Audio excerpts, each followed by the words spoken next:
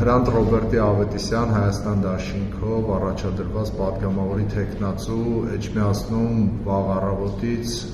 մեր գրասենյակը բաց է եղել, այստեղից սկսել ենք գրասենյակային աշխատանքները, բոլոր ընտրատեղամասերում ունենք ներգրաված վստահված անձեր, տեղում խախտումներ ընտրական պրոցեսի հետ կապված եղել են, որոնք վստահված անձերի հորդորով տեղի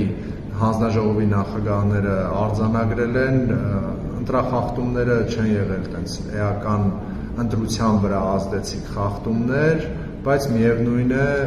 եթե խախտում է, այդ ամեն ինչը պետք է արձանագրվի ըստ փաստի։ Կոնկրետ ինչ խախտումների մասին է խոսքը։ Կոնկրետ քաղաքացիական պայմանագիր կուսակցության կողմից որոշ տեղերում եղել են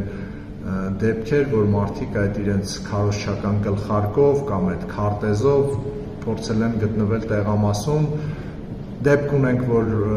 տվյալ վստահված անձին հասկացրել ենք, բացատրել ենք, որ դա խախտում է, ինքը ինքնուրույն է հեռացրել, դեպք ունենք, որ հանձնաժողովի նախագահն է արձանագրել եւ ստիպել է, որ նա հեռացնի։ Մասնակցությունը ինչպես է։ Մասնակցությունը այս պահին բավականին բարձր է, մարդիկ ակտիվ գնում են ընտրատեղամասեր եւ ընտրատեղամասերի